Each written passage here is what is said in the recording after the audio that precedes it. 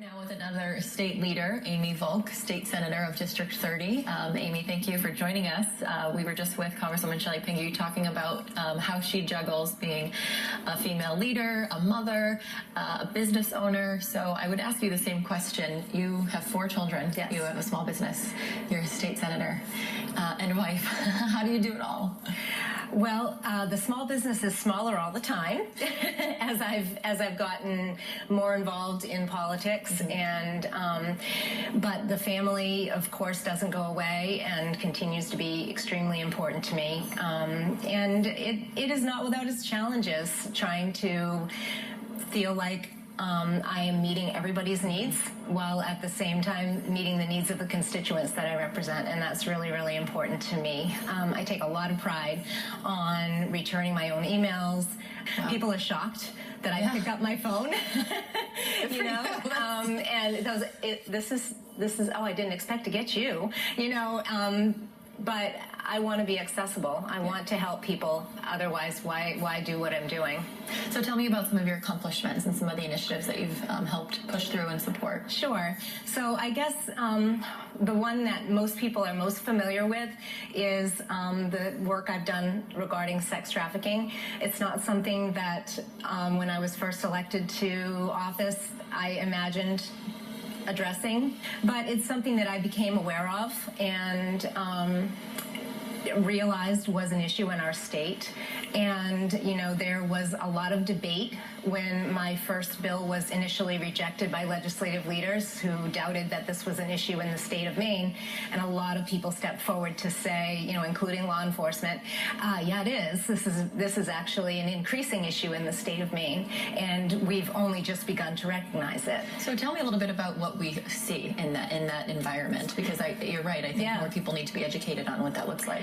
Well, generally what we see is that there is an element of coercion. And coercion is very clearly defined in Maine law. And basically, if someone is threatening or coercing someone to engage in commercial sex, then they are a trafficker, and that person is a victim. And so probably the most significant thing that I've been able to get past is what's called an affirmative defense.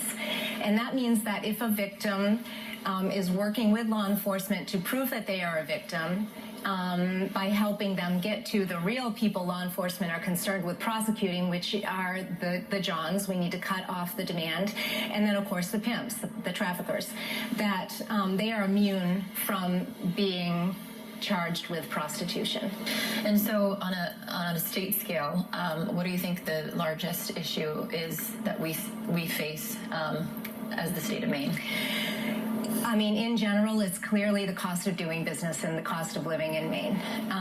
You know, we have to continue to work to lower our electricity costs. That was more than likely a very large factor in BIW losing this latest Coast Guard contract, which is probably going to result in a lot of layoffs. But one of the things that, you know, is very, very difficult in this state to address is cost of electricity.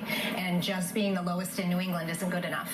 We need to work to lower those costs so that our businesses can stay here and so that new businesses will locate here, and the businesses that are here will have more money to invest in their businesses. Right. So that's clearly, to me, the biggest issue. Workforce is also a huge issue. We have an aging demographic that is scary to me, which is why I fought to allow asylees and refugees to receive 2 years of general assistance if they're working on becoming a citizen, because I feel that if they're willing to get to a point where they're working and becoming taxpayers, they're essentially going to be paying us back for the assistance that they've received.